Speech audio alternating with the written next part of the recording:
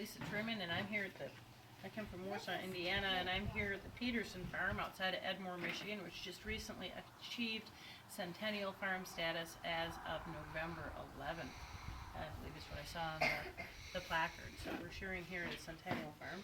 And Ray and Linda Peterson, their farm name is Carrot Patch Farms, and they raise Shetland sheep, Angora bunnies, Czech Frosty bunnies, giant chin bunnies, and some Angora goats, and have a couple guardian llamas. But we're shearing Shetland sheep today. The breed is originally from the Shetland Islands, north of Scotland. They were originally brought there by the Vikings 12 to 1800 years ago, or 12 to 800 years ago, and they bear a close resemblance to the old Norwegians and the Icelandic breeds. So they come in a variety of colors. They're not a big sheep, but they're primarily raised for fleece production. So I've been shearing sheep since about 2000. I'm 53 years old. I've cut back significantly in the past couple of years. But Ray and Linda do sell their fleeces and their processed roving. So if you like what you see, contact them through their Carrot Patch Farm page and, see what you can do with that.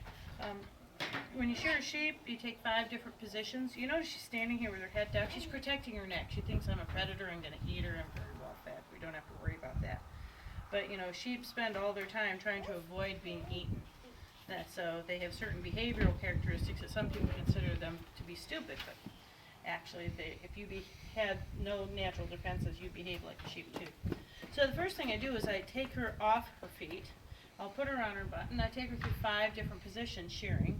It takes 500 to 1,000 different animals, or sheep, to learn the 5 different positions to shear, whether you're talking Australian or New Zealand techniques. I do primarily Australian technique, and there's only a little variation between the two. And when I'll toss the belly and the britch wool out, and when I'm done, most of the fleece should come off in one piece. Once I'm done shearing the sheep, then my son, who's been coming here almost as long as or about as long as I have, and we've been shearing here since about 2003 or so, he'll trim feet on this girl, which we do every year, and then we're going to give her an overeaters and tetanus shot. It's a 3-way inoculation we do, and then we're going to give her a shot in the hip, which is a deworming product to help with internal parasites and some external parasites. Good flock maintenance practice. And then we're going to let her loose out into the pasture. Occasionally sheep do get cut shearing. They do produce lanolin, which is highly antiseptic, and they do an amazing job healing, and we put a little bit of purple stuff called blue coat. It's the basis of gentian violet is why it turns that color. And sheep just heal really, really, really well. Those things you see about sheep getting skin shearing doesn't happen unless somebody's being unreasonably brutal. Any professional shearer, that doesn't happen. So, here we go. Most of my work is with hand spinning flocks, and I'm going to take this young lady right off her feet. Ready, darling? Here we go. She's on her butt.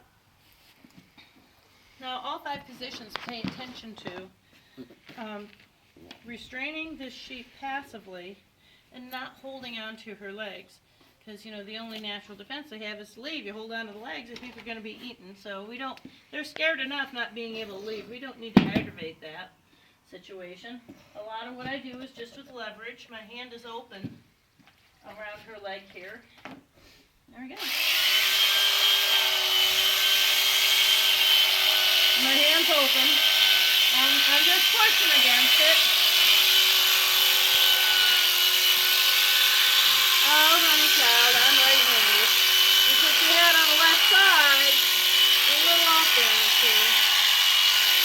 Clear out the belly and the britch.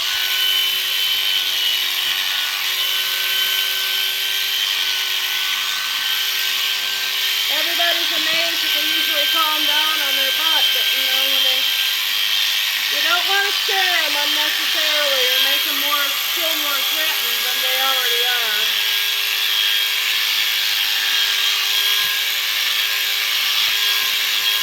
Okay, there's the belly. You don't want that. Although, Linda has a friend who's going to use it for a weed barrier between her flowers. And, the belly and the britch wool works very well for that. It holds in the water. There we go. And it keeps the weeds from coming up. I just moved over to the second of the 5 position.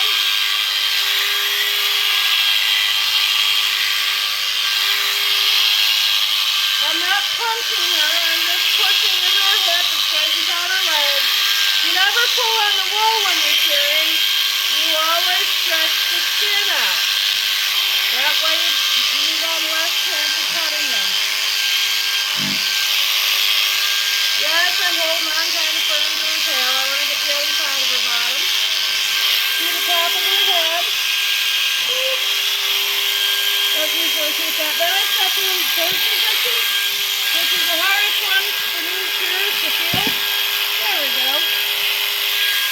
My heel is in her wrist, her crotch. My knee here is on the right side of her wrist hip. Her backbone is behind my left calf. Oh, goodness gracious. And we're going to go right up her neck.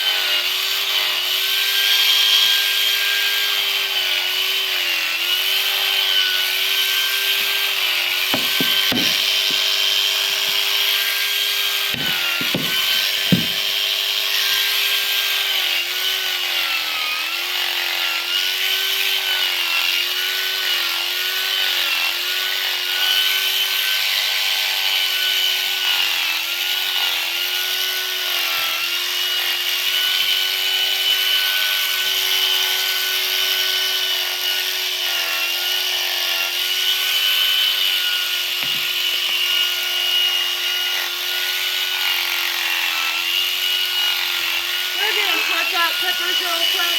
I need to change cutters and combs possibly on that.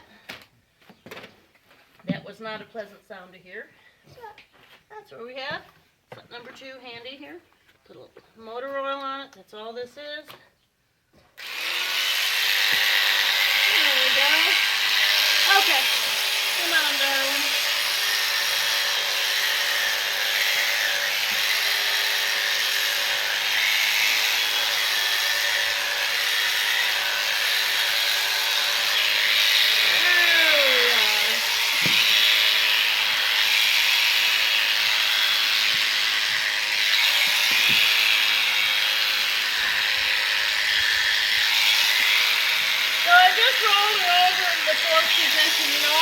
Stand here, and the only thing keeping her here is that my left foot is under her right shoulder. Hence, the bottom foot that's closest to the ground is not able to be used. If she thought about it real hard, she could do it, but away we go. Hang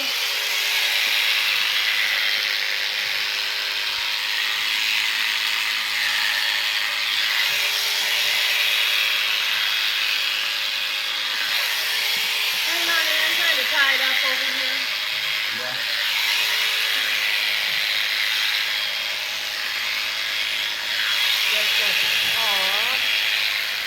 Okay, go in the 5th position. Yeah.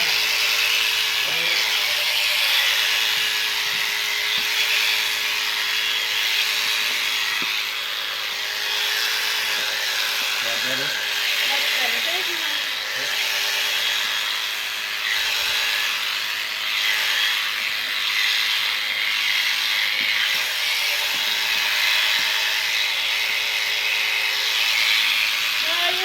Fusses a little bit.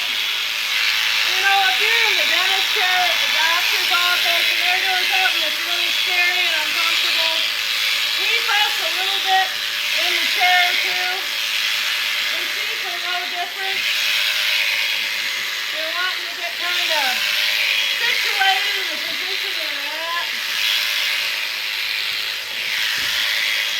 This is a very unnatural position for them. Their digestive tract is used to going horizontal, not vertical. So we try and get them shorn kind of as quickly as possible and try and make sure they don't have a whole lot to eat or drink before shearing. So the next thing that's going to happen is my son Jack is going to come and he's going to take this girl and put her between his knees. But first we're going to give him a shot. Yeah. Oh, I guess we are doing shots. Landon. Okay. Landon. Linda's going to do shots, so she's doing an IM shot for, oh, kind of stings a little bit, for the dewormer, and then she's doing a subcutaneous inoculation. Lady, you got tough skin. There we go. Subcutaneous for her overeaters and tetanus 3-way, and then Jack's going to come and take her between his legs, and he's going to sit there and trim her feet, and she's going to get the full spa treatment.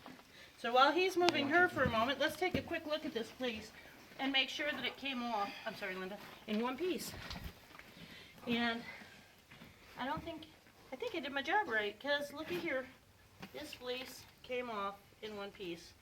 So we'll take all the yuck off the sides, take the obvious vegetable material off that we can see, then we'll roll it in this way, and roll it in this way, and then jelly roll it from each side. This way you can see both sides of the fleece and the entirety of the fleece.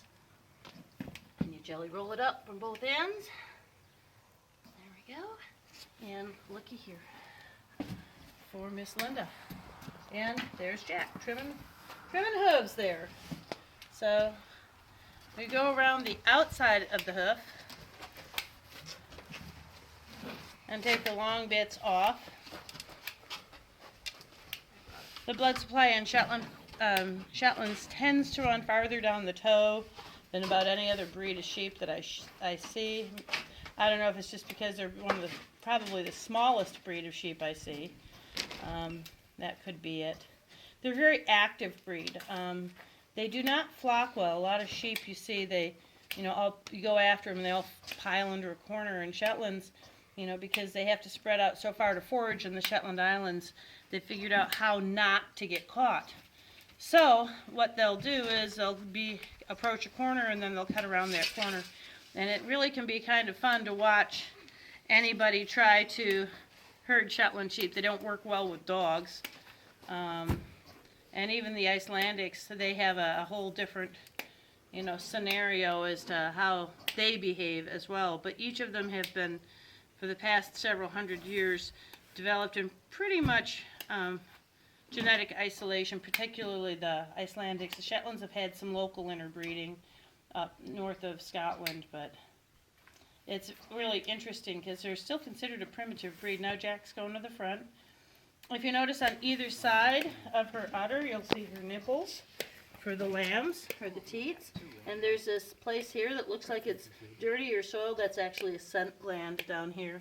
The lambs will come. Now this ewe has not been bred this year, but the lambs will come and they'll say, "That smells like Mom. Oh, there's my dinner." And so the lambs are going to come so that they're facing her back end, and the lamb's back end is going to be towards the ewe's nose.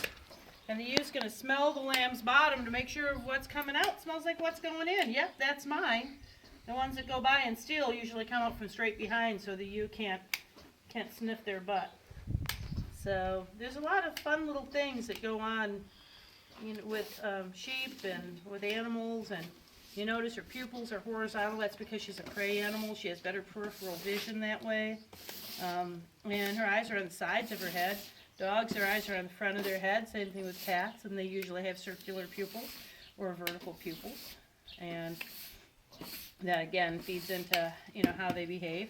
And it's even fun too to watch sheep shake, because they shake from their shoulders back and then they shake their head, so they can pay more attention to what's going on around them. And, a dog shakes, they shake from their nose back, and when they're shaking the end of their tail, their head's still moving. So there's a lot of little subtleties about sheep that are really have enabled them to survive, as long as they have. The lanolin just helps them heal real fast, and a number of times I've gotten cut shearing and I haven't had a chance to get myself cleaned out. And Helps keep them dry. yeah, Linda just said it helps keep them dry too and shed the water when they're out in the weather. But I've never had an infection from shearing. I did jam some hoof trimmers in my thumb last summer, and that did get infected. Ouch. But yeah, that was right in the nail bed. But stuff happens when you're shearing. So this young lady is done. Jack's trimmed her feet. He's going to now watch. He's going to get up with the front foot closest to the ground, which is the left front. And there she goes. And she is on her way. Thank you, darling, for being our poster girl today.